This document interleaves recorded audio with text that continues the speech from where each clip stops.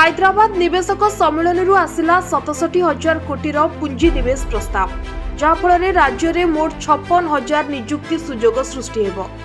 ହାଇଦ୍ରାବାଦରେ ଅନୁଷ୍ଠିତ ହୋଇଥିବା ଇନଭେଷ୍ଟମେଣ୍ଟ ମିଟ୍ରେ ରାଜ୍ୟ ସରକାର 13ଟି MOU ସ୍ୱାକ୍ଷର କରିଛନ୍ତି। ଏହି କମ୍ପାନୀଗୁଡ଼ିକ ରାଜ୍ୟରେ 27,650 କୋଟି ଟଙ୍କାର ପୁଞ୍ଜି ନିବେଶ କରିବେ ଓ 15,905 ନିଯୁକ୍ତି ଉପଲବ୍ଧ କରାଇବେ।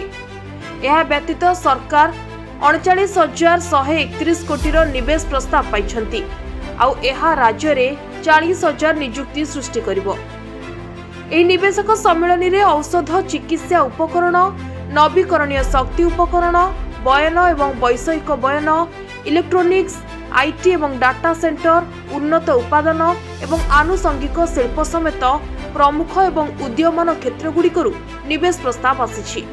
ଶିଳ୍ପପତିମାନଙ୍କ ସହିତ ସିଧାସଳଖ ସମ୍ପର୍କ ସ୍ଥାପନ, ଓଡ଼ିଶାର ବିବିଧ ଶିଳ୍ପ ଇକୋସିଷ୍ଟମକୁ ପ୍ରଦର୍ଶନ ଏବଂ ପ୍ରାଥମିକତା ଏବଂ ଉଦୀୟମାନ କ୍ଷେତ୍ରଗୁଡ଼ିକରେ ନିବେଶ ନିଷ୍ପତ୍ତିକୁ ତ୍ୱରାନ୍ୱିତ କରିବା ଉଦ୍ଦେଶ୍ୟରେ ଓଡ଼ିଶା ନିବେଶକ ସମ୍ମିଳନୀ ଆୟୋଜିତ ହୋଇଥିଲା।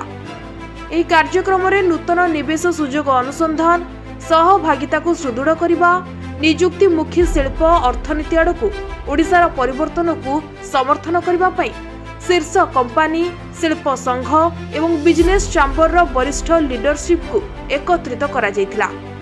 ଏହି କାର୍ଯ୍ୟକ୍ରମରେ 500ରୁ ଅଧିକ ପ୍ରତିନିଧି ଉପସ୍ଥିତ ରହିଥିଲେ। ଏହି କାର୍ଯ୍ୟକ୍ରମରେ ମୁଖ୍ୟମନ୍ତ୍ରୀଙ୍କ ସହ ଶିଳ୍ପ ମନ୍ତ୍ରୀ ସମ୍ପଦ ସ୍ୱାଇଁ ଓ ଓଡ଼ିଶା ସରକାରଙ୍କର ବରିଷ୍ଠ ଅଧିକାରୀମାନେ ଉପସ୍ଥିତ ରହିଥିଲେ।